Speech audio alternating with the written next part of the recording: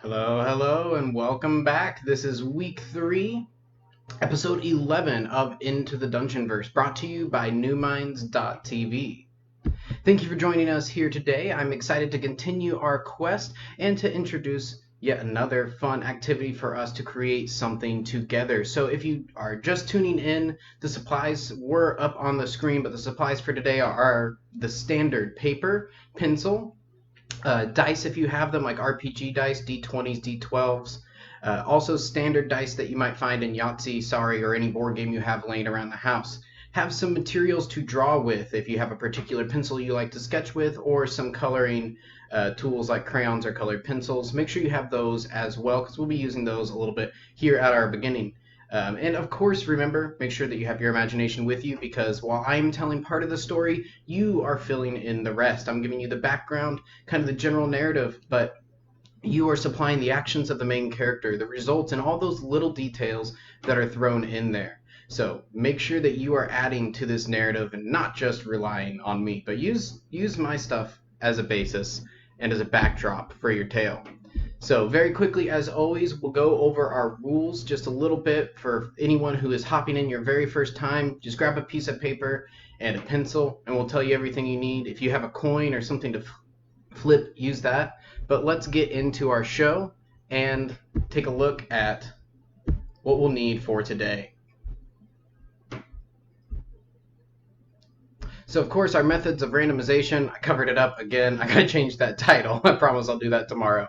Our methods of randomization, we can use a coin toss, a standard die like a D6 that you find in board games, a D20 if you have those laying around and know what that means, and then also a randomization table, which I'll show a picture of here in just a second.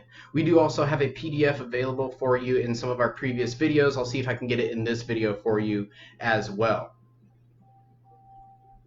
But even if you don't have any of those methods, you can also make up your own, create your own game or something like that. Now we have a difficulty table. Remember that I'll always pop up the difficulty for you whenever we have a challenge. But so you have a reference and context, here it is at the beginning. If you want to take a picture of that, pause it and copy it down. If you want to create your own games and use this as a basis, here it is. That's totally free and available for you to use. All right, here's that randomization table that I was talking about. You can create your own, create a blank one and fill it in with your own elements. You can download the blank PDF or the filled out PDF.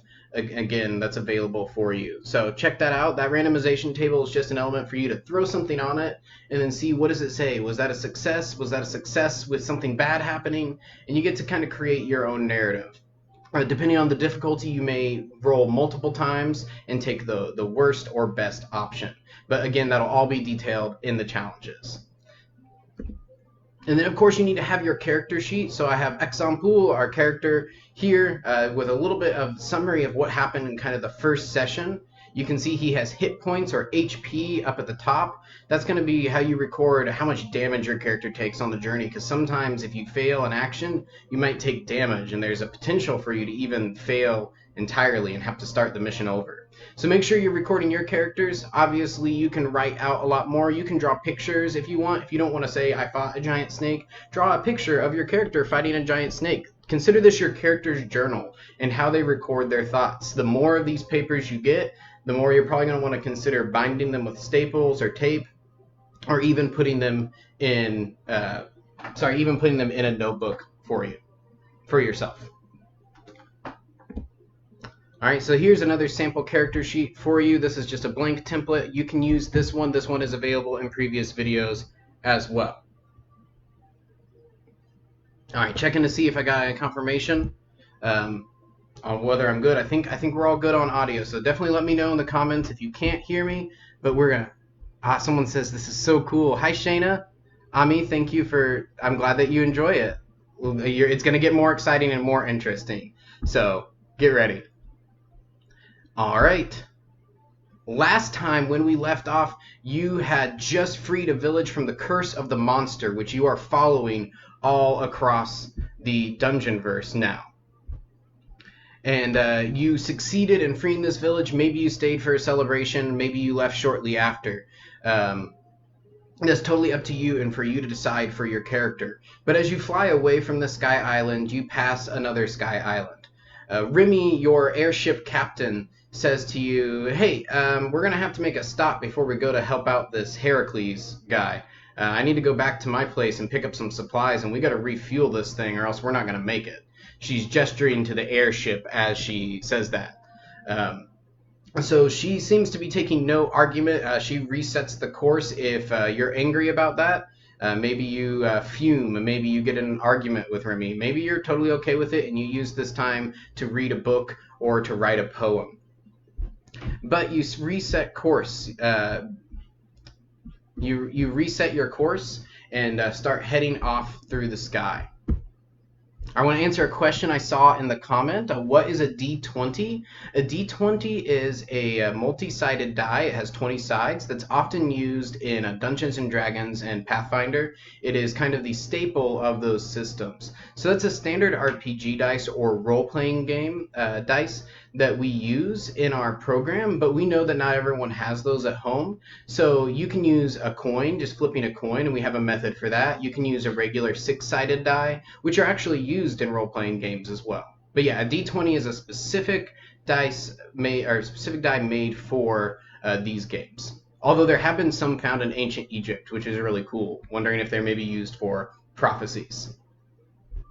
So, continuing our tale, you are on your way out back to the place where Remy says that you can resupply.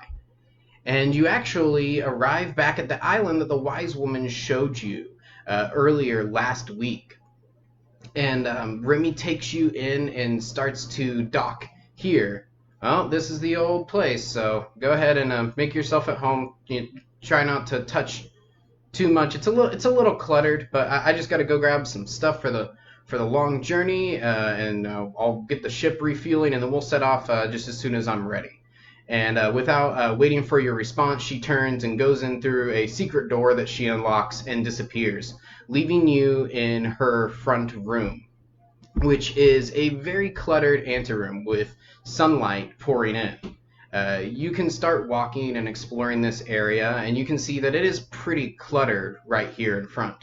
And you think maybe this is a good time for you to prepare. You're going to help this Heracles individual somewhere, wherever that might be, so you're going to want to be prepared for this.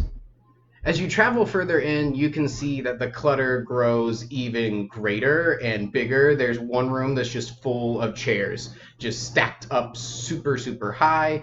You're not sure. It could fall at any moment. There's other rooms with just mechanical scraps towering and piled up. Looks like things have just been dismantled or taken apart and stored here. Stuff that could be hundreds of years old, stuff that might have just been freshly made. This is a tinkerer's dream. There's so many supplies available, and as you're walking around and looking at all these things, you hear a little skitter or clatter or some sort of scuffling noise, and you think there might be something moving around. Maybe it's a rat. Maybe it's a goblin. Maybe it's some other sort of beast. You start looking around. Maybe you're on edge because of all the dangerous things you've been doing recently. And the noise seems to lead over to this wall that is lined with these deactivated automatons. Automatons being these kind of metal creatures. They're made out of all these scraps. They're just leaning up against the wall in various poses. Some of them have little axes. Some of them have like a flute attached. Others have hooks. There are all sorts of varying types of designs here. And as you're looking around at all of these, maybe you're investigating them, maybe you're going up closely and taking a look at them, maybe you're keeping your distance, you have your weapon out, you're on guard looking for what's causing that noise. But you're going to see a little light and a little scamper and a small creature, an automaton like these, is going to hop out. And it's going to look up at you and kind of make a noise as the gears on its head start to turn. It has a couple pieces of scrap metal and it's trying to seemingly attach them like to its body, and it gets frustrated and you hear the gears grind and it looks up at you and it walks up and it extends its arms forward holding out the pieces of metal, kind of clinks itself on the head, and then you hear a voice say, "You help me." And the the little bot is going to scamper off to a workbench where it's going to look at you, sending out some lights from its eyes, scanning you a little bit. And you're going to hear it say, "Initializing imprint, forming bond at 1%. Please increase bond." You're maybe unsettled by this strange appearance, or maybe you're excited by this thing that seems to have become attached to you and wants your help. So this is where we are going to get into a little bit of our creation. We're going to create together. I actually created my own automaton earlier that I'm going to show you, but here's where you get to create a sidekick for yourself, and this sidekick is actually going to stay with you for the rest of the journey. You're going to create this bot, and it can look however you want. Maybe it stays on you, like acts as a shoulder pad or a wristwatch, and then transforms into a bot that flies around with you. Maybe it just follows along, like flying with a helicopter or little puffy steam jets. You can choose what it looks like and you can design it. Maybe it walks around on two legs. But this is going to not be something that helps you in combat necessarily, because it's pretty flimsy. You're going to be making these things out of like scraps, right? But it could be a utility bot. So you can choose one utility to add to it. And that could be something like a grappling hook. That could be a buzzsaw. That could be a container that holds things. You get to really add to that and choose what you want your utility item to be. Think like a mobile Batman utility belt, except it's your little robot friend. So create your personality. I want to show you the one that I made earlier. So I am going to draw along with you like we have before, but I wanted to draw one beforehand with a little bit more detail because I have a lot better time with pencil than I do with the online program, but the online one definitely works. So this guy's name is Clinker Cut. He is a little bucket, maybe like an old coffee tin that has been reinforced with a bunch of pieces of scrap metal. He's got these kind of lenses for eyes. Actually, I'm gonna change my screen really quickly so you can see it a little bit better. All right, here we go. There we are. He's got these multi-jointed arms, one with a buzzsaw, one with a little clamp. He's got a tiny little helicopter blade on top to help himself stay airborne, but because of how small it is, I'm thinking he kind of just bounces off the ground all of the time. His mouth, I don't know how well you can see, it's got a bunch of coals in there. I decided as I was making him that when he gets upset, he sometimes like burps or like belches out fire or something like that. And he's constantly eating things and getting fuel for himself, because if he runs out of fuel, he powers down. And I actually didn't come up with any of this stuff before I made him. I drew the little bot, and then I came up with all of these details afterwards. So it's really cool how when you draw something or create something, you can actually learn about it and create a story just from that. And we actually did that in my writing workshop yesterday with my Masters of the Dungeonverse group. We used some visual representations to create a story. And so one last look at this guy. This is my automaton. I'll draw one with you, but you don't have to make yours look like this. It can be totally different. I am glad you're hopping in for your first time. It is okay if you don't know much. We will tell you everything you need to know. And if you don't have any of those supplies I mentioned before, you can always make up your own rules. All right, we're going to hop over to our drawing now. Hi, Mr. Walter. I saw you pop in. Good to see you. Or good to hear from you. I hope everyone's doing well today. I'm excited to draw with you. And I just got it popped up. Here's my little waiting screen for you. It's automaton time. So get your drawing materials, and we're going to draw together for a minute. I wanted to take up a challenge, though, that Mr. T, one of our New Minds veterans, someone who's been around with New Minds for a very long time, very talented and wise educator, he challenged some of the New Minds broadcasting team to talk a little bit about the things that inspired us when we were younger, or the passions we pursued that eventually became our talent. So obviously one thing that I do here is I tell stories, right? I tell a lot of stories. and I create all of these different things. So what we're about to do right now, creating this concept art, and that thing that I showed you earlier, whenever I just showed you the drawing I made, I've been creating concept art for as long as I can remember, thinking, oh, there's a monster. I used to have this folder called the folder of beasts, and I had all of these different beasts that I had drawn. They were just my own creations, and I would come up with little stories for them. I would come up with behaviors and characteristics, and it wasn't until much later, when I was in college, that I realized that it's actually a job that some people have. Is they create concept art and worlds for the stories that we love, the movies that we go see. Marvel, the movies like that, they have whole, obviously they come from comics, but they have teams that design this concept art to show us. So this has been something that I've been doing for a long time. This is definitely one of my passions, that I've continued to pursue as I get older. And I'm actually going to show you some concept art of mine from about 6 years ago. So you will get to see some very own Mr. Atom concept art. I've worked it into our story. So without further ado, I'm going to start drawing. If you want to hop in and tell me something to add to my automaton, I'll check the comments periodically, but I do want to go ahead and hop into drawing it. So I'll continue drawing and I'll check the comments here and there and see if I have anything. So I'm going to go ahead and create a new item. I'll get rid of my little automaton I did earlier. I've got mine set to streamer, and I put my background as a blueprint because I thought it looked cool, since we're designing like the schematics for our companion or for our automaton buddy. So I'm going to use a white streamer, which is just the tool. I'm using a simple app called sketch.io. If you want to draw online, you can use this as well. All right, I am having a few issues with my pen, so bear with me, but I think we got it. All right, I'm gonna start with a big box in the center.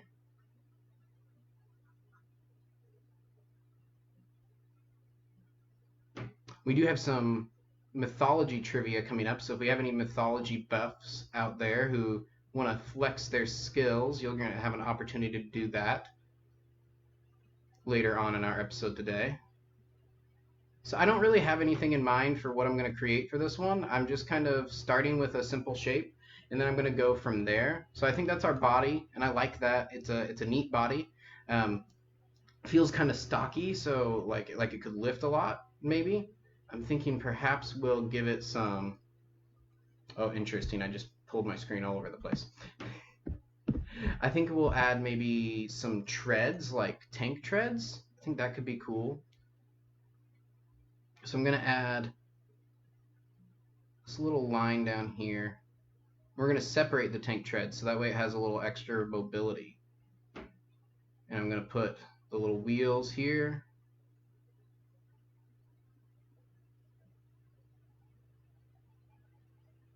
Actually, these should be gears because we're kind of going with a steampunk style. For those of you who don't know what steampunk is, it's an art style as well as a story style that comes from the idea that during the Industrial Revolution, or rather right at the Industrial Revolution, we stopped advancing our technology. We didn't move to electricity, and we kept with steam and simple fuel power rather than electricity. So our technology is kind of based around gears and steam-based technologies. It's a really interesting concept, and there's so much concept art that comes out of it. Okay, so now I'm going in, I'm putting in the little teeth for the gears.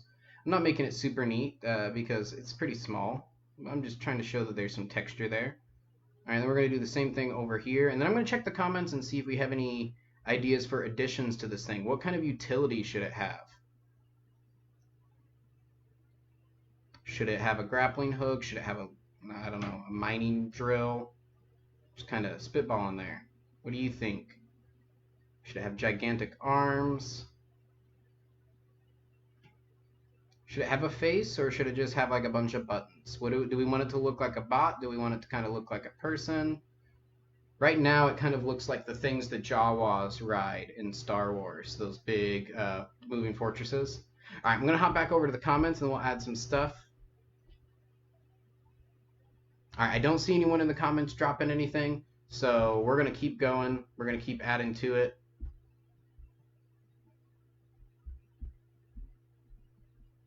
And I'm going to throw some music on for us, just to listen to while we play. All right. We are going to put, I think, some large arms like this. They kind of come out and hang there. The really cool thing about drawing things like automatons, or I said this the other day when we draw monsters, or maybe I did, I might have forgotten to say it, is that there's a little bit of a freedom with drawing something that's supposed to be kind of like scrapped or something that's supposed to be monstrous, because we don't have to worry so much about proportions and making sure that everything is exactly correct. When we draw people, obviously there are rules we have to obey, and we have to make sure that they look like people, otherwise they don't really fulfill the purpose.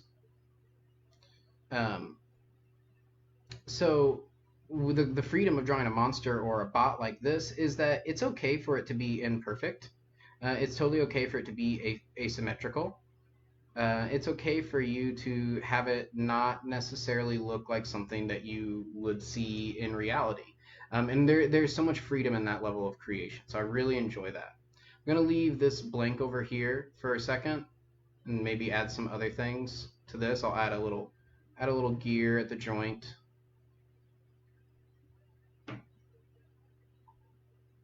Okay, I think we need to add some things into the center. So I'm going to add these kind of flat lines. I'm going to create this little. Oh, that's interesting. That line that just jumped up, that was a glitch on my tablet's part. Put a little eye here, and then kind of a light to indicate maybe that's its kind of eye area. But I'm going to go with that asymmetry thing, and I'm going to make its eyes like totally weird here. It's going to have a couple of them. Well, a couple of them. It's going to have like 3 eyes. We'll make the last one here.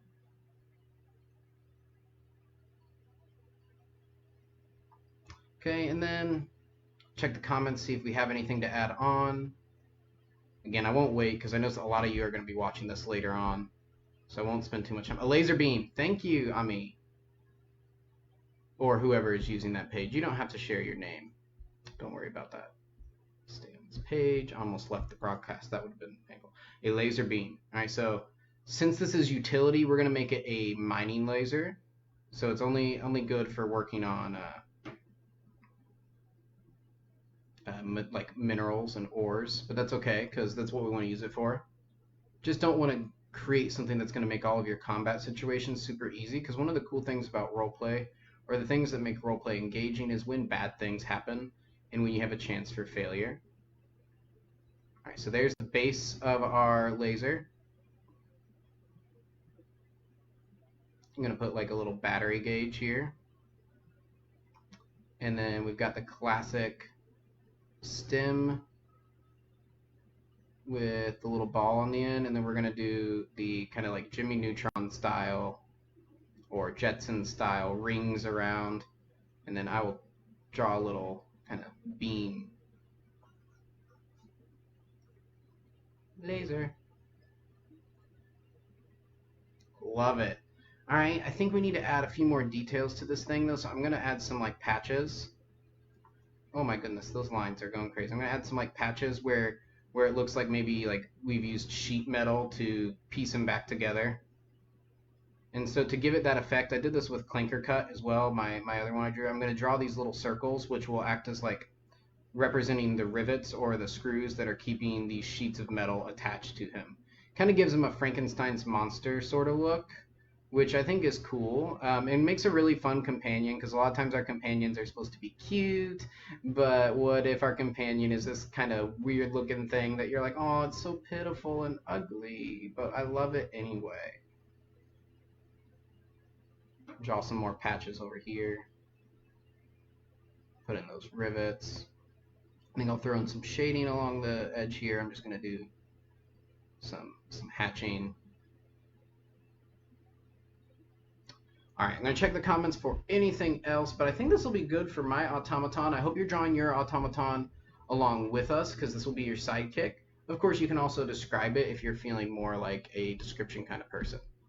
All right, I don't see anything else in the comments, so we'll add one more thing to it and then move on. I think we'll add an antenna here.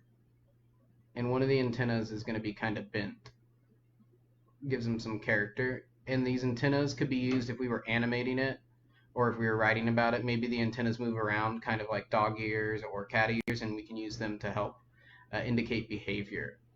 Oh, those lines went all sorts of crazy. All right, so a name for this guy, we'll call him, so he's got a mining laser, and he's got this like kind of crane hand, and these treads. So I'm thinking he's the rock grabber. That's a terrible name. The ore finder. Oof, I'm not doing great on names. Anyone have an idea for names? Throw it in the comments. We'll use it. A jetpack. I see a jetpack as a suggestion. Okay, I'm going to add a jetpack while we wait for names. Tiny little jetpack here.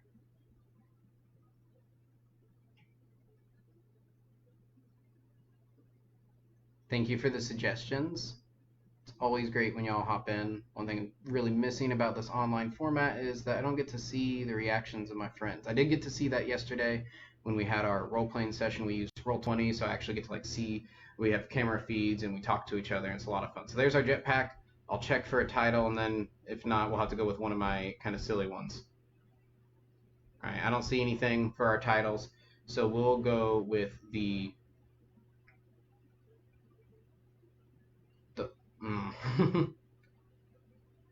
we'll go with Rocky, because he finds rocks that have ore in it. So there is Rocky, our automaton. He has treads. He has kind of sheet metal planks over him. He's got 3 different eyes. He's got these little jetpacks and a laser. He's got these antennas, and one of them's kind of broken. And then he's got this big arm to grab things. Awesome. Well, I had fun creating that. I hope y'all enjoyed creating yours. I'm going to go ahead and switch back to our show, to our quest. Back to time to tinker. We just took our break to tinker. So now make sure you have your randomization materials, because we will be using those. There are some challenges coming up.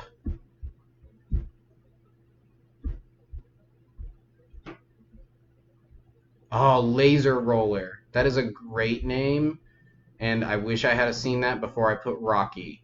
So officially, that bot will be Laser Roller, but unfortunately, I put it as Rocky.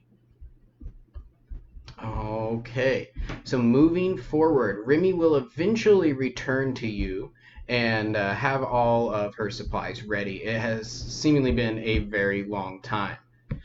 You can use this opportunity to write down what kind of sidekick your character created. Did they begrudgingly create it? Because it would have kept pestering you if you didn't make it, and eventually it would have sadly made itself if you didn't help, and it would be following you around. So what kind of bot did you create? Write that down. Maybe write down its personality. Is it kind of grumpy? Does it like to pull pranks? How does it behave generally? And then Remy will come back, and when she sees you with the bot, she'll go, huh. Well, that is interesting. And if you question her or ask her, like, why is that interesting, she'll say, well, the last sleeper, I know you just learned about this, the last sleeper, that same bot woke up and followed him around. So apparently, it is connected to your people or whatever is, your group is. I'm sorry, I didn't mean to be offensive. But that it seems like it's chosen you. And that creature will kind of bounce up and down in affirmative as it indicates, like, yeah, and I definitely have. So you'll board your ship and you will take off again, now setting off to the destination that was noted on the message you received from Heracles. So you're going to set off moving toward your destination, Remy at the helm. How do you spend your time as you are on the ship? Do you try to bond with your newfound automaton? Do you attempt to maybe make friends with Remy, get to know her a little bit better, or just perhaps further that bond? Do you attempt to maybe train, get better at using your weapons? Do you journal what you see as you pass? Do you take a nap? Do you read a book? What does your character do to pass their time here? Because you're traveling through the sky for a good chunk of time. Take a moment to consider. How are you spending your time? And for those of you earlier who might just be hopping in and you're like, what is a sleeper? I don't know what any of this stuff is. You can always go in and check our older episodes, and you can find out more about where you came from and what your story is. So I hope you had a moment to consider what you were doing, as we're going to go ahead and move on. I'm going to include for you some concept art. I mentioned earlier that I was going to include some art. Here is another visual representation of what Remy's ship might look like. This is in fact concept art that I made, I believe, 8 years ago at this point, and I wanted to bring it back in and use it. So here's just a quick look at some concept art from me, Mr. Adam, representing what your airship might look like. And you can always create variations on what this airship looks like. The only difference from this picture is Remy has hung lots of crazy art all over it. All right, and as you're traveling on your airship, doing what you may do, whether that's training, whether that's studying, whether that's making friends, something is going to happen, and a creature is going to appear. This is a grackle, and another piece of concept art for me. I based these creatures off of a bird that are very common here in Texas. If you've ever been to the supermarket, you will hear them screeching like raptors in the parking lot. They gather in the trees and they yell at everyone. They look kind of mean, and they chase you from underneath your cars. So I based a monster off of those and created the grackle. And one of these lands on your ship. It walks on 2 hind legs, and its wings are arms that it kind of crawls on. And it starts scampering around the ship, and it grabs some sort of weird gear clock off of the wall and screeches, taking a small bite out of it before it starts running to the edge of the ship, as if it's going to jump off and fly away. Remy says, "No, no, don't let it get away." She's on the other end of the ship. There's no way she can reach it. This is a chance for you to interact. So the grackle strikes. I need you to choose what your action is going to be. You can attempt to fight it, pulling out your weapon or casting a spell. You can try to just grab it and take the item back, maybe pushing it away. Or you can trade it something else. Maybe you grab another piece of art or something off of the wall and trade it. Maybe you're willing to trade one of your own items. If you are just coming in, you would have at least a single weapon, like a long sword or a short sword or a hammer, an axe, maybe a wand. So I'm going to give you a moment to consider, what is your action here? How do you handle this? Do you fight it? Do you take the item back, or do you trade for something else? I'll give you a little bit longer to consider. If you're watching on your own time, you can of course pause it and take all the time you want.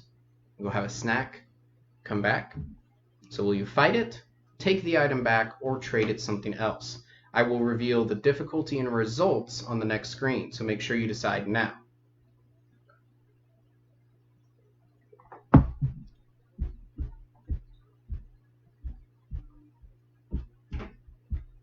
All right, if you're watching at home or watching on your own time and you haven't decided yet, go ahead and pause it, because we are going to move on and see what the difficulty is for each of these actions. All right. On the left, if you fight it, this is actually easy.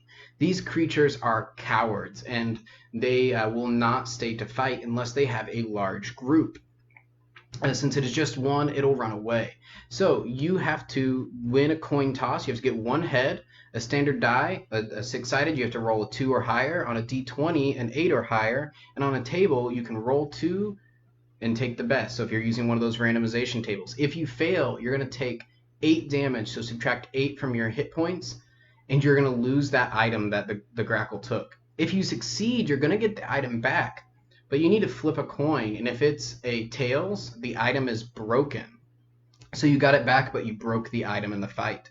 Now, if you try to take it back, this is actually going to be very, very hard, because grackles, once they have their hands on something, are very loath to let go of it. So this is very hard, meaning you have to get 6 heads in a row to succeed. If you fail, you won't take as much damage as if you fought it. You'll only take 3 hit points, but you will also still lose that item. If you succeed, though, you will get the item back, and it is not broken. All right, and finally, I'll move my face so that way you can see it okay. you can trade an item. All right, that could be an item that you find on the ship. That could be one of your items you can choose. If you fail, you're going to lose both items. Maybe you try to trade it, and the creature is going to take it and run off with both. So if you fail, this is a medium difficulty, so the one of the easiest options here. You'll lose both items if you fail. If you succeed, you get the item, but if you took one of the other items off the ship, flip a coin again, and if it's tails, the item that you traded, the item you gave away, was actually even more important and valued. If you traded your own item, Remy will be so thankful and offer to replace that item for you next chance that she gets. So take a moment to roll, take a moment to see what the results of your action were, or what your action was. Of course, if there was something that I didn't think of that you thought of, decide how difficult it is. Create your own action, throw it in there. But finish up your rolls and determine what your results were here. Did you fight it? And if you did you win? Did you attempt to take the item back? And if you did you actually succeed? Or did you trade an item? And if you traded an item, was it actually more valuable? Finish up your rolls, and we will continue on our journey. If you're watching on your own time, go ahead and pause now, because we are rolling forward. Take a moment to record how things went down with the grackle. Did you fight it? Did you take it back? What was the final result? Are you and Remy better friends now? Are you starting to get along a little more? Record that and let us continue. The clouds surround you, and it's beginning to become hard to tell just how far that you've traveled because you have no landmarks for that. Of course, you occasionally pass a sky island, but that's not enough to really give you a good indication like when you travel by land. As you're traveling through, you're going to hear Remy say, "Oh, we are getting closer. I think we are nearing. Yes, we are nearing this area. Okay, you might want to stay alert." So, what do? Do you continue maybe leisurely sitting and reading a book, drawing or sketching, playing fetch with your automaton that you just made, or do you start to get ready and be prepared for the next part of the journey? And then you are going to hear Remy say something. And she's going to say, well, there's a problem. We get to choose. There is that very seemingly dangerous thing, and there is that very seemingly dangerous thing. Honestly, it's a little bit above my preference for kind of dealing with the situation. So why don't you choose? Are we going to go through or by that whirlpool, or are we going to go by that? And you see a multi-headed beast kind of lurking in the caves. So you need to choose. And for any of you mythology buffs out here, I am referencing a particular myth, a favorite of mine. If you know which one it is, throw it in the comments. We'll see if you are correct. I'd love to see if anyone at home recognizes this. But take this moment to choose which action or which path you will take. Will you go by the whirlpool or the beast? These are your only two choices. You have to go this way to get to where Heracles is. Which one do you choose?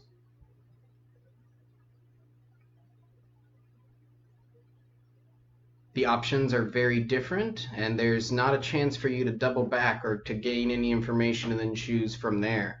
You have to choose your path and then go. So consider carefully. We will tackle the beast first and then the whirlpool.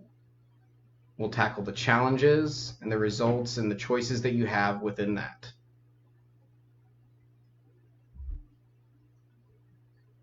All right, if you're watching at home, go ahead and pause because we are moving on if you haven't decided. If you have decided, then let's continue. So we're going to start with the monster. You have some choices on how you try to get past this monster. You could, A, fight the beast. You could try to feed it food from your stores. You could try to attack the cliffs above it, maybe making some rocks fall down atop it. Take a moment to consider which action seems to be the most wise. Fighting it? It has multiple heads. They're dog-like. Feeding it food from your stores, which you just filled up. Or attempting to attack the cliffs above and make some rocks fall down on it. Or perhaps distract it from your ship as it passes by. Though your ship is an airship, you've been forced by some of the energy in the Dungeonverse to go into the water. Fortunately, your vessel can travel in both. So do you fight the beast, feed it food, or attack the cliffs above? If you are watching on your own time, take a moment to pause if you haven't decided. If you are watching live, I hope you've decided at this point, because now I will reveal the difficulty and the results of each of these. All right, here it is. Fighting the beast is very hard. This is the hardest option here. It's a multi-headed monster, and you are but one hero. So if you fail, you're going to lose 15 hit points. If that's enough to take you to 0, you're going to wake up at the beginning of this mission with Remy looking at you. If you succeed, you will gain a trophy from this beast. Perhaps you take one of its fangs. Perhaps you take a horn. So you'll get a trophy, and you are going to gain a skill as well that you can write down on your character sheet, and this may come in handy later. You gain Multi-Headed Monster Slayer. All right, if you attempt to feed it, this is a better idea than fighting it, but it's still kind of scary because it's got multiple heads. You can only throw so much food. If you fail, you're going to lose 10 HP. You're going to lose a finger. You can choose which one. You know, there's nothing wrong with people having less than the standard amount of limbs or fingers. Add some to their character, and now your character gets to join those rings. Gets to join those ranks. Join those ranks. My goodness, that was a hard phrase for me to say. So if you feed it and fail, you lose 10 HP and a finger. You can choose which one. Maybe you build a mechanical finger like Luke Skywalker afterwards and have one of those. And then if you succeed, you're also going to gain a skill. This one is called Ferocious Beast Feeder. And you can write that down on your character sheet. You will get to use that one at a later point as well. Remember, that one is hard. And then finally, if you attack the cliff above it, this is actually the wisest decision that you could have made. Attacking the cliff above it causes the creature to be distracted and will, if you are successful, have some rocks fall down. So maybe you have a ranged weapon, maybe you use a harpoon that Remy has stored on the ship. You can do that. The harpoon would work for that. So if you fail, you are going to lose 7 hit points. The creature is not, you're not going to be as exposed to it, so you're not going to take as much damage, but the ship will be damaged because since you're not exposed to it, to the monster is going to instead start attacking your ship. But if you succeed, you are going to gain yet another, or you'll gain a skill for this one as well. You will gain the Use Your Surroundings skill. Okay, so make sure to write that down because that will come in handy later on. All right, so the difficulty was for that was medium. So make sure you know what you're rolling. I am going to move on from this page. Roll to see if you were successful in your fight, or feeding it, or attacking the cliff. Or did you come up with something entirely different for me? How difficult was it? All right, now let's take a look at the whirlpool. I see someone has guessed the beast. I have not seen that spelling before. Can you tell me what story it comes from? I'm not saying that your spelling is wrong. I'm sure there's tons of different spellings out there. Can you tell me what story this is from? Who's the main character in that story? All right, getting past the whirlpool, you have 3 decisions. You can try to fight the current, helping Remy row against it, and keeping yourself out of the tide, kind of staying along the edge and working your way through. You can attempt to clog the whirlpool. Perhaps you take all of your supplies or different things and you throw them into the whirlpool, and it'll clog it up and make it stop pulling you in. Okay, you could try that. Or you could use the current. You could ride the current in toward the center and then try to use the momentum of that to launch on past the center and to the other side. Seems pretty risky, but maybe it could work. What path do you choose? Remember, I'm going to take a moment to let you decide before I reveal the difficulty. Try to make your decisions based off of what your character would do. Don't try to think about which is the most likely to be successful, unless that's what your character would do. But try to think through your character's role. Think through their perspective. If they're a barbarian, maybe fighting the current seems the most appealing. If they're kind of cunning or daring, maybe they want to use the current and try to dash through. So take a moment longer to decide, will you fight the current, attempt to clog the whirlpool, or use the current to zip through? It's raining here outside my place. Is it raining at your place? It's a perfect time for reading and for writing stories. All right, if you're watching on your own time and you haven't decided yet, go ahead and pause. If you're watching live, decide right now because I'm moving on to the difficulties. Fighting the current, clogging the whirlpool, or using the current. All right, the hardest of these is clogging it. The easiest is fighting the current, and the second hardest is riding the current. But let's unpack these and see. If you know what you're doing, then go ahead and start rolling or flipping coins or throwing on your table and seeing what your results are. But let me walk through. If you fight the current and fail, you're going to lose 10 HP as your muscles are so sore from getting through, and your ship is you're going to make it through, but your ship is going to be a little bit damaged, and you are going to be tired and fatigued, losing 10 hit points. If you succeed, though, there will be no ship damage at all. So to succeed on that one, you need 3 heads on a coin toss in a row. So 3 heads in a row. If you are doing a standard die, you need to get a 4 or higher. If you're rolling a d20, it needs to be a 12 or higher. And then finally, if you're rolling on the table, you just roll once and take whichever one works, or whichever one it is. All right, so that's for fighting the current. Next, if you try to clog it, like it's your bathtub drain, well, this is not a very easy thing. It is a massive, gigantic whirlpool, and clogging it is not going to happen easily. So you'll have to empty all of your supplies. If you fail, you're going to lose 20 hit points. Now, unless you got a blessing of life in a previous episode, that's going to be enough to wipe you out and take you down to 0. Which means that when you wake up, you're going to wake up at the beginning of the day, at the beginning of this episode, and Remy's going to look at you. This might have happened to you earlier as well. Remy's going to look at you, and she's going to, maybe you're going to gasp as you wake up.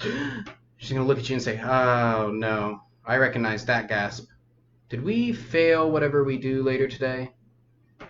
You know that's one of the powers of your people, right? When you fail, you just awaken at the beginning of the day. Yeah. Okay, whatever we did last time, maybe don't do it again. And at this point, if you failed, you'll have to pause the episode, and when I end, you can go back and you can attempt again and see if you make it through. You can also stay in for the last part of the episode because we are wrapping up. All right, so for clogging, if you fail, you will start your session over unless you have that little boon. Otherwise, you'll make it through with your ship battered. If you succeed, you're going to lose most of your supplies because you had to use them to clog it. However, there's going to be a little kind of burp sound, and a chest is going to come flying out of the center of the whirlpool when it closes and land on your ship. That chest is going to have materials. You can decide what they are, whether it's art, whether it is gems, whether it's gold. It's going to be worth 25 gold pieces. All right, so that's for the treasure chest. And then finally, riding the current. This one was a hard challenge. If you fail, you're going to lose 15 hit points. This might be enough to wipe you out, depending on if you took damage from the grackle earlier. If you ride the current and fail, your ship is going to be destroyed as it gets sucked into the center of this massive, massive whirlpool. And you think perhaps just before darkness closes, you see teeth. So that's if you fail there. and you get wiped out. Otherwise, your ship will make it through very damaged, and Remy will be upset. You're probably going to owe her some money for the ship. If you succeed, you're going to see a treasure chest and have a chance to grab that and pull it onto your ship as you go by. This is the same treasure chest that it spits out if it's clogged. It has materials and supplies worth at least 25 gold pieces. You also have the reward of getting a very, very cool story as you rode the current in and literally launched yourself out of this massive whirlpool, doing an incredibly daring task. All right, so there are your results of the whirlpool. Make sure to record those, to mark them down. I'll leave it up for just a second longer so that way you can look at it. Make sure to get those down. If you are watching at home and you're not done yet, go ahead and pause it because we are going to continue on and resolve our story today. I'm going back to our comments. I see Percy Jackson, Lightning Thief. That's the three-headed dog. Cerberus. No, it is not Cerberus. It is not Cerberus. That is a very good guess, but this dog-headed creature had at least 7 heads. All right, I'm going to give everyone a hint. The main character of that story is Odysseus. The main character of that story is Odysseus.